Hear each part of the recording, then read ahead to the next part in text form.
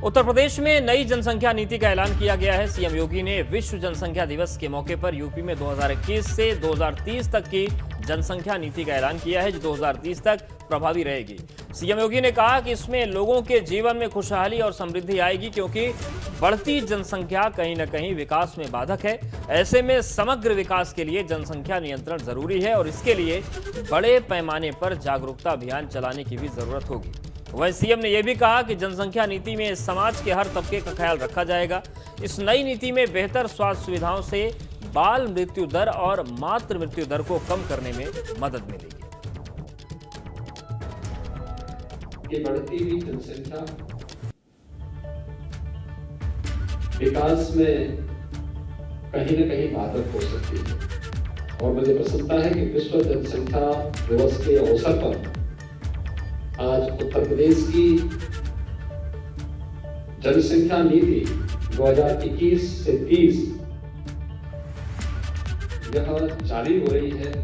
इसको जारी करते हुए मुझे प्रसन्नता की अनुभूति हो रही है कि काफी तथ्यों के साथ समाज के विभिन्न तबकों को ध्यान में रख करके इस जनसंख्या नीति को लागू करने, जनसंख्या स्थिरीकरण की दिशा में प्रयास, लेकिन इस प्रयास का आधार हमें इस बात को भी ध्यान रखना होगा कि देश की जनसांख्यिकी और संतुलन पर इसका कोई विपरीत असर भी न पड़े। हर तबके को इसके साथ जोड़ना होगा, हर एक तबके को उस जागरूकता अभियान के साथ जोड़ना पड़ेगा, मां और बच्चे के स्वास्थ्य को इसके साथ जोड़ना पड़ेगा। इधर सपा सांसद डॉक्टर एसटी हसन ने जनसंख्या नियंत्रण कानून को लेकर कहा कि इससे मुसलमानों पर कोई असर नहीं पड़ने वाला। अगर कानून लाना है तो हमारी मांग है 3 बच्चों का कानून बनाएं, वरना 15 साल बाद हमारा हिंदुस्तान बूढ़ों का हिंदुस्तान हो जाएगा। भाजपा इसके जरिए चुनाव में हिंदू मुस्लिम करना चाहती है। ये भी एक इलेक्शन मुद्दा है। पिछले 4.5 साल से तो कुछ कहा नहीं। 4.5 साल से सरकार है, तो जनसंख्या नियंत्रण कानून क्यों नहीं बनाया था? क्या अभी जरूरत पेश आ गई? अब ये इसको मुसलमानों पर डालेंगे, मुसलमान जनसंख्या बढ़ाएंगे और इसको हिंदू मुसलमान करने की कोशिश करेंगे, जबकि सबको मालूम है कि मुसलमान के ऊपर इससे कोई फर्क नहीं पड़ रहा। मुसलमान इस बात से कोई इसको परेशानी नहीं है। जनसंख्या कानून लाना चाह रहे हैं, लेकिन हमें एक परेशानी है कि ये यकसा तरीके से सब पे लागू होना चाहिए, ना कि किसी पर्टिकुलर कम्युनिटी पे लागू हो और बाकी पे ना हो। डिप्टी सीएम केशव प्रसाद मौर्य ने यूपी जनसंख्या नियंत्रण नीति का विरोध करने वाले पर निशाना साधा। उन्होंने कहा कि विपक्ष मुस्लिम तुष्टीकरण की राजनीति के कारण इसका विरोध कर रहा है। विपक्ष मुस्लिम तुष्टीकरण की राजनीति करने के लिए इस प्रकार के आरोप लगा रहा है, अन्यथा अंदर खाने से पक्ष तो चाहता ही है, विपक्ष भी चाहता है और हम जो भी काम करते हैं वो देश और प्रदेश के हित में काम करते हैं। और मैं लगातार देख रहा हूँ कि जनसंख्या नीति को लाने के फैसले का प्रदेश में तो स्वागत हो ही रहा है, पूरे देश में स्वागत है। उत्तर प्रदेश में जनसंख्या नियंत्रण कानून को लेकर योगी सरकार ने फॉर्मूला तैयार किया है। इस पर संत समाज की ओर से भी प्रतिक्रिया दी गई है। तमाम साधु संतों ने इसका स्वागत किया है। उत्तर प्रदेश राज्य विधि सेवा आयोग द्वारा जनसंख्या नियंत्रण विधि ड्राफ्ट जो तैयार किया जा रहा है, यह स्वागत योग्य है। इस ड्राफ्ट में एक जो देश के उत्तर प्रदेश की बढ़ती हुई जनसंख्या जिस प्रकार से विस्फोटक रूप ले रहा है, इसको कंट्रोल करने की सरकार ने जो रूपरेखा तैयार किया है, यह स्वागत योग्य है। उत्तर प्रदेश सरकार ने जनसंख्या कानून ला करके बहुत ही अच्छा कार्य किया है और इससे प्रदेश में नौकरी के जो पात्र लोग हैं उनको रोजगार मिलेगा। इधर बाबरी मस्जिद के पूर्व पक्षकार इकबाल अंसारी ने भी यूपी जनसंख्या नियंत्रण कानून का स्वागत किया है। देखिए, सवाल हमारे देश का है और हिंदुस्तान में एक कानून सबके लिए होना चाहिए, चाहे वो हिंदू हो, मुसलमान हो, सिख हो, ईसाई हो। एक सिक्का है तो एक कानून भी होना चाहिए। जनसंख्या नियंत्रण की बात रही, अगर सरकार इस पर कानून बनाती है तो अच्छी बात है। उत्तर प्रदेश सरकार की ओर से जनसंख्या नियंत्रण कानून लाने को लेकर कानपुर में भाजपा अल्पसंख्यक मोर्चा की मुस्लिम महिलाओं और कार्यकर्ताओं ने खुशियां मनाई। इस दौरान पटाखे फोड़कर मिठाइयां भी बांटी गई और ये कार्यक्रम गोविंद नगर में किया गया, जिसकी तस्वीरें इस वक्त आपकी स्क्रीन पर हैं। भाजपा अल्पसंख्यक मोर्चा स्वागत करते हुए इस कानून की खबर का और जश्न मनाता है।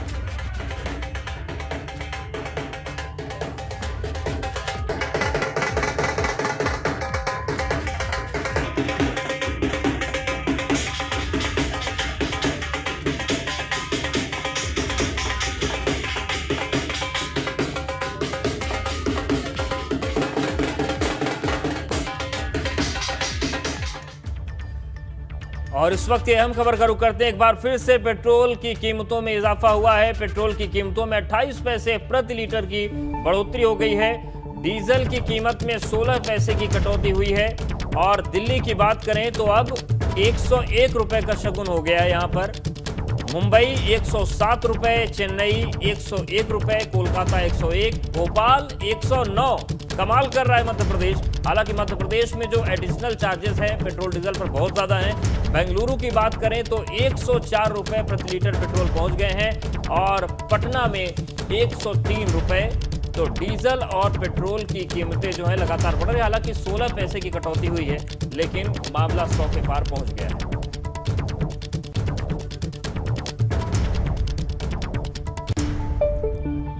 और चलिए अब पश्चिमी उत्तर प्रदेश का हाल जान लेते हैं सुपरफास्ट अंदाज में। चलिए प्रारंभ करते हैं। आगरा के थाना इरादत नगर क्षेत्र में चोरों ने केनरा बैंक का एटीएम तोड़ दिया। चोर एटीएम का शटर उठाकर एटीएम में घुसे और एटीएम को तोड़ा। इसका वीडियो भी सामने आ गया। बागपत में पुलिस ने नकली शराब बनाने वाले अंतर्राज्यीय गिरोह के 8 सदस्यों को गिरफ्तार किया। पुलिस ने आरोपियों के पास से 5 गाड़ी, भारी संख्या में शराब बनाने के उपकरण, नकली शराब बरामद किए। ग्रेटर नोएडा में जमीन विवाद को लेकर खूनी संघर्ष हो गया। जमीनी विवाद को लेकर लाठी डंडे चले, गोलियां चली। इसमें युवक की गोली लगने से मौत हो गई। कई लोग इस घटना में घायल भी हुए बताए जा रहे हैं। गाजियाबाद में मसूरी थाना क्षेत्र के डासना आईएमएस कॉलेज के पास 3 ट्रैफिक पुलिसकर्मियों पर हापुड़ के व्यापारियों ने 12,000 मांगने का आरोप लगाया। हालांकि पुलिस ने इस पूरे मामले में जांच पड़ताल कर उचित कार्रवाई का आश्वासन भी उन्हें दिया। कासगंज में भाजपा नेता की गुंडई दिखाई दी। मामूली से विवाद में भाजपा नेता ने सराफा व्यवसायी के साथ जमकर मारपीट की। बीजेपी नगर उपाध्यक्ष और उसके 5 भाइयों पर मारपीट का आरोप लग रहा है। बिजनौर में ब्लॉक प्रमुख चुनाव में जीत के बाद नियमों की धज्जियां उड़ाई गई। विजय जुलूस में युवक ने हर्ष फायरिंग की। जीत के जश्न में तमंचे से कई राउंड हवाई फायरिंग की गई। सुपरफास्ट अंदाज में आपने खबरें देखी। आइए आगे बढ़ते हैं, कुछ और खबरों का रुख करते हैं। खबर एटा से है।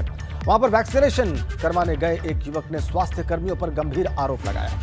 युवक का कहना है कि वैक्सीनेशन के नाम पर उसकी नसबंदी कर दी गई। वैक्सीनेशन के बाद युवक की तबीयत भी खराब हो गई। परिजनों ने अब आशा वर्कर के खिलाफ पुलिस से शिकायत भी की।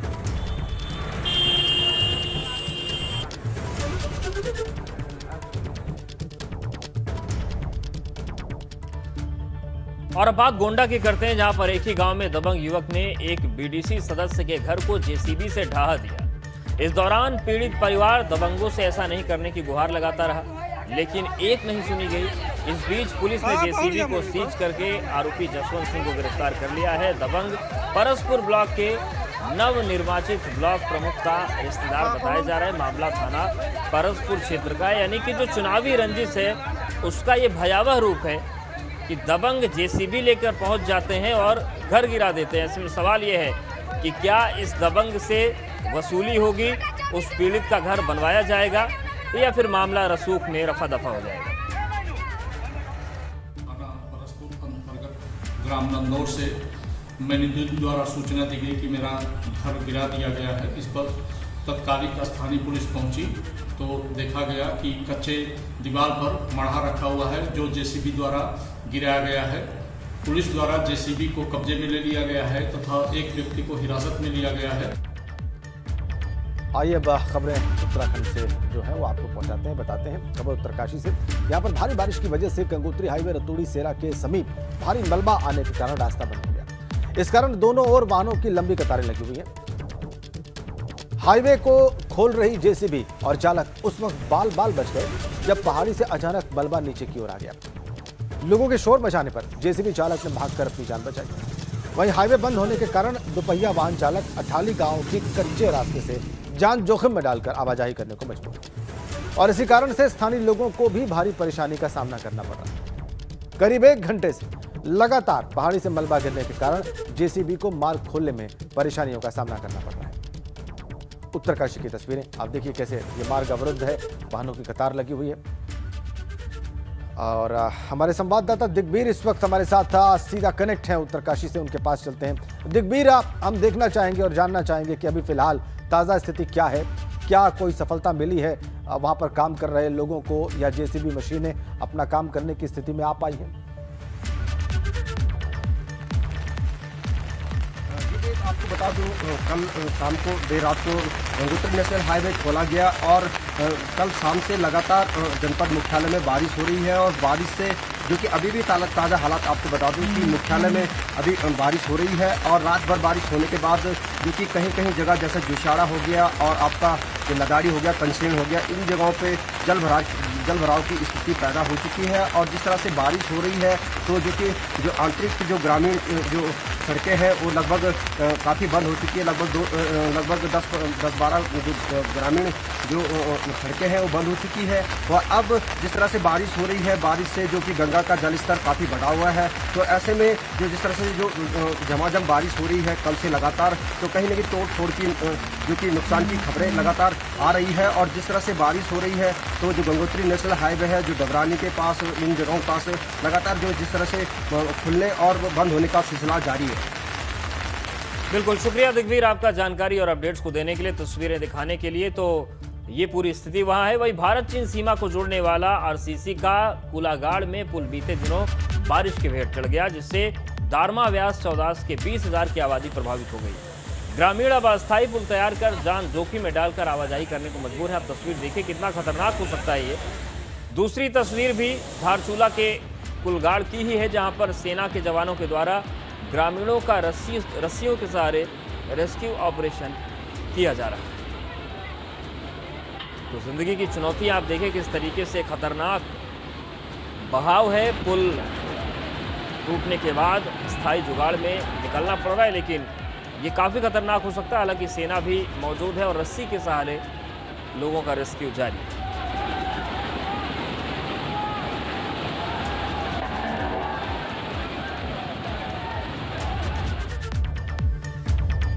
बारिश की वजह से जो हालात बने उसकी तस्वीरें आपने देखी। कई जगहों पर उत्तराखंड में भारी बारिश की वजह से बहुत नुकसान हुआ है। चक्राता विधानसभा के कालसी ब्लॉक में भारी बारिश से तबाही हुई है। एक पुल बह गया है, साथ ही सड़क का 50 मीटर हिस्सा बह गया और वहीं किसानों की फसलें भी तबाह हो गई। और यहाँ बहुत ही भयंकर आपदा आई है। आज गाँव के लोग आए हैं देखने, बहुत ही नुकसान हुआ है इस आपदा से। यहाँ रोड थी जहाँ पर ये खड़ से सब बह गया, ये जो रोड यहाँ पर।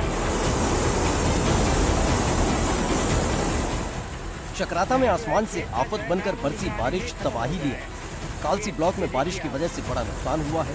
बारिश की वजह से एक पुल बह गया, तो वहीं सड़क का करीब 50 मीटर हिस्सा पूरी तरह से तबाह हो गया।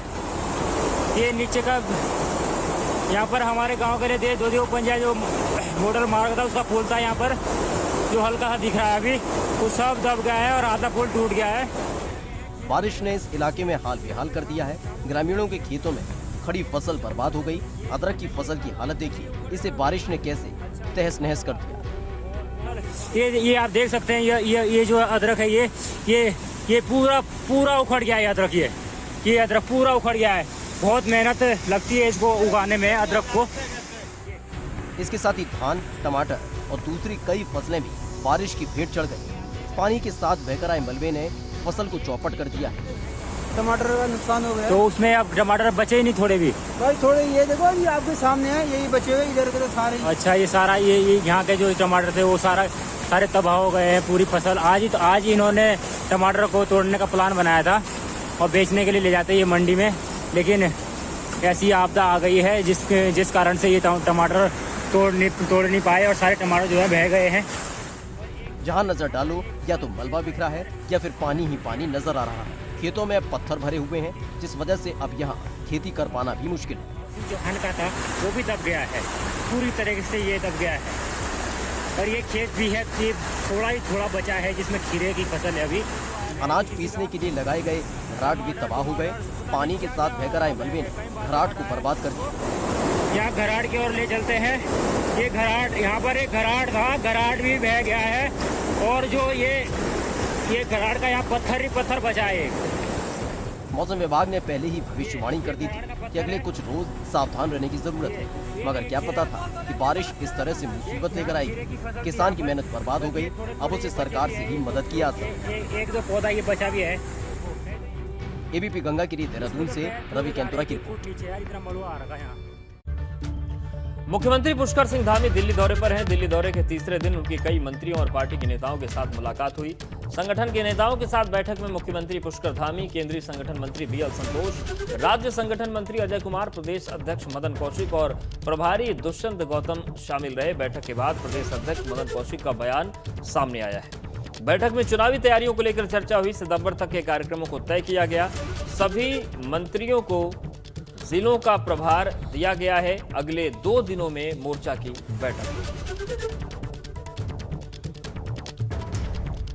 और इसी कड़ी में मुख्यमंत्री ने केंद्रीय मंत्री आरके सिंह से मुलाकात की। इस दौरान उत्तराखंड में लघु जल विद्युत परियोजनाओं के विकास और निर्माण को लेकर बातचीत हुई। मुलाकात की तस्वीरें आप देख सकते हैं। केंद्रीय मंत्री आरके सिंह से मिले मुख्यमंत्री पुष्कर सिंह धामी। इसके साथ ही सीएम धामी ने दिल्ली में केंद्रीय नागरिक उड्डयन मंत्री ज्योतिरादित्य सिंधिया से मुलाकात की। इस दौरान उत्तराखंड में हवाई सेवाओं के सुदृढ़ीकरण से संबंधित विषयों पर चर्चा हुई। साथ ही उत्तराखंड में संचालित की जाने वाली हेलीकॉप्टर सेवा के लिए सिंगल इंजन हेलीकॉप्टर के लिए मंजूरी का आश्वासन भी मिला है।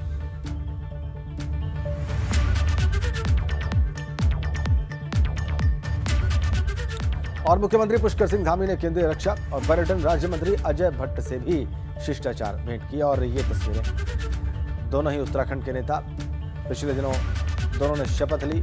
अजय भट्ट ने केंद्रीय मंत्री के तौर पर और पुष्कर सिंह धामी ने उत्तराखंड के मुख्यमंत्री के तौर पर। और ये देखिए, मुख्यमंत्री ने जाकर मुलाकात की केंद्रीय मंत्री अजय भट्ट से दिल्ली।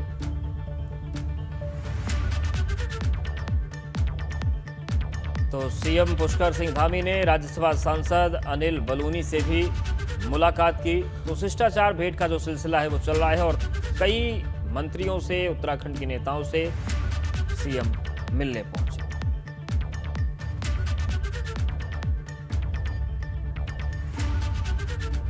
तो मुलाकात केंद्रीय मंत्रियों से भी हुई, संगठन के नेताओं से भी हुई और मंथन का जो दौर है वो लगातार चल रहा है।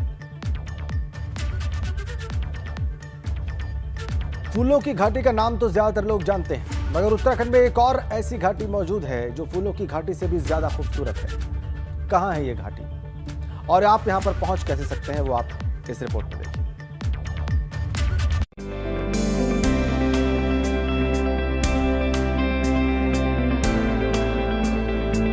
पहाड़ों में खिले ये रंग बिरंगे फूल किसी का भी मन मोह सकते हैं।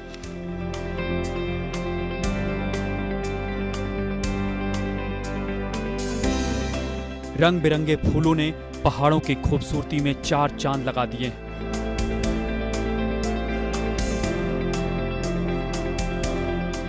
यह नजारा जोशीमठ स्थित चेनाब घाटी का है, जहां इन दिनों 300 से ज्यादा प्रजाति के फूल खिले हुए हैं।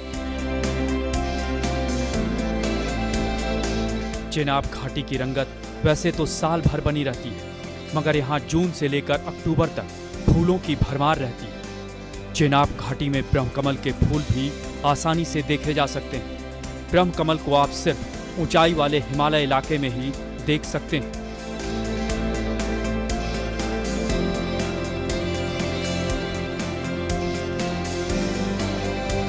फूलों की घाटी की तरह चेनाब घाटी भी हर 15 दिन में रंग बदलती रहती है। यहाँ खिले अलग अलग रंग के फूल घाटी की खूबसूरती को और बढ़ा रहे हैं।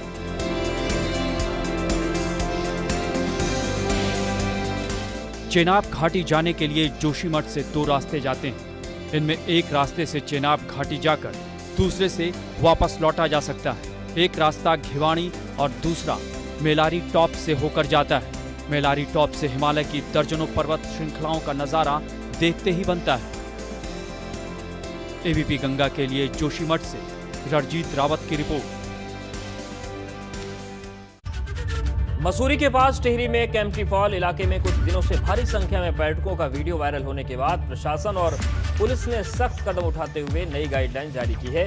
वहीं देर रात केम्प्टी फॉल ने रौद्र रूप धारण कर लिया। केम्प्टी फॉल का जल बहाव काफी तेज होने के कारण लोगों में दहशत का माहौल है। तेज बहाव के साथ मलबा और पत्थर आने से प्रशासन और पुलिस भी अलर्ट पर है। लोगों को फॉल में जाने से रोक दिया गया।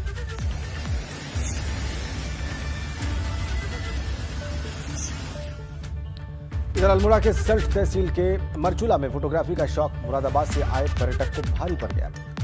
यहां रामगंगा नदी में अचानक पानी बढ़ने से बाप बेटे नदी के तेज बहाव में बह गए। कहा जा रहा है कि ये लोग मुरादाबाद से यहां घूमने आए हुए थे। पिता की उम्र 30 वर्ष और बेटे की 7 साल है।